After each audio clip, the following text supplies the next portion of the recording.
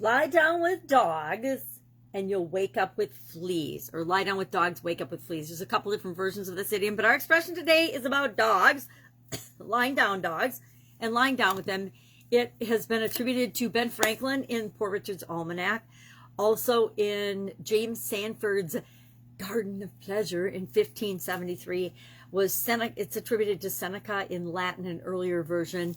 And basically it means that if you hang out with, lie down with dogs, you'll get and end up with fleas. You will become involved. If you become involved with bad people, it's possible that you could suffer some negative consequences if you hang out with the wrong type element. I mean, we all tell our kids that, right? If you keep hanging out with Johnny, you're going to end up just like him. Or if, you keep doing something, you're going to end up just like someone else, meaning a bad example. If we're smart, we tell our kids that, hey, hang out with so-and-so because then you'll end up just like them, and pick a good person instead of a bad element. But we tend to, whether it's social, economic, legal, ethical, rumors, bad behavior, general distrust. If you hang out with people that have that type of a reputation and are rumored to do business like that, some of that will rub off on you, even if it's absolutely positively not true and it doesn't represent your character or your ethics or your values at all.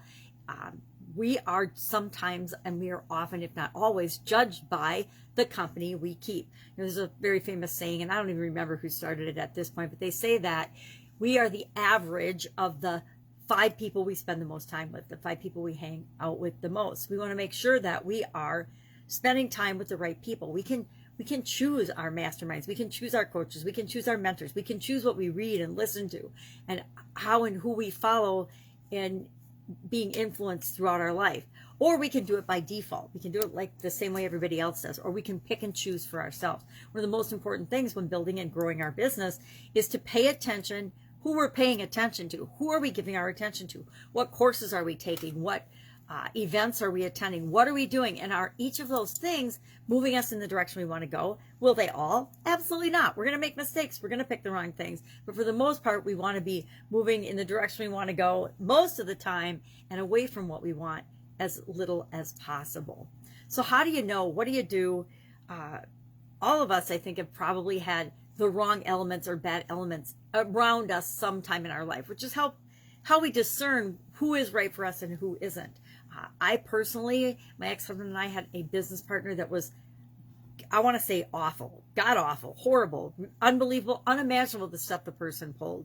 And this was after we did our due diligence. We did look into it. We did think about it. We probably should have done more, but one thing I always say is make sure you choose who you're doing business with. And that is everybody, the people that you partner up with, the people that you allow supply your product, your raw materials, your vendors, your suppliers, people that do service work or contracting for you, people that you hire for sure, even our customers. We get to choose the people we want to help and serve in our business, and we want to choose them wisely and carefully. Just talk to a business owner, me included, who's ever selected the wrong customers or had a customer that was just horrible and painful to work with. You only do that a couple of times before you realize something's got to change. And it's always you, it's always me, that we serve people that are more in alignment with who we are. We also want to always pay attention to what really matters. There's a tendency as our business is growing to farm out and get rid of all the things that we don't like to do or we don't like to think about. And that can be very dangerous. There's certain parts of our business that we always need to at least have a heartbeat about. We have to have an inkling of what's going on with them.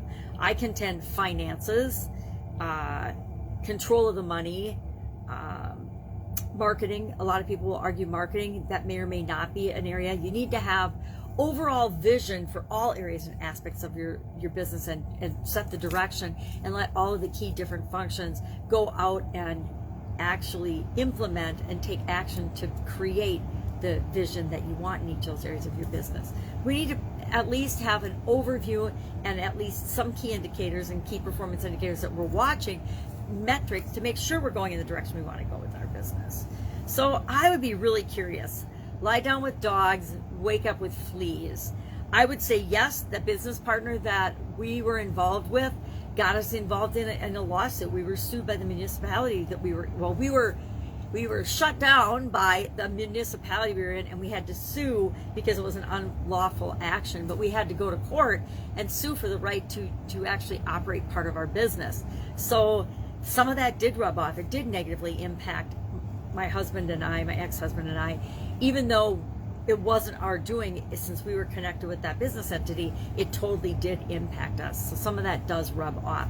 I'm sure you can think of times when, you know, you've been with friends and one friend does something bad, but you all get blamed, or maybe you haven't. Hopefully you haven't. Or maybe a friend of yours does something wrong, and then people wonder if you do that thing too because they know that you're friends with them.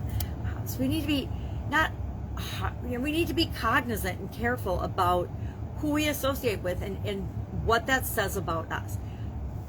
Who we associate with actually says a lot about us if people are paying attention and looking. So we want to be careful about that and make sure that all our dogs are in a row and that they're sending the message that we want them to send. So curious what you and your experience has been with this particular idiom or expression. One I've known, I think, pretty much my whole life. Grew up with dogs, grew up with pets, grew up with animals on a hobby farm, and so we had animals. And so animal-related expressions are kind of right up my alley. That's it. Have an amazing day. I will be with you tomorrow with another interesting idiom. What does it mean? Where does it come from? How might you use it in your life and in your business right now? That's it. Have a great day.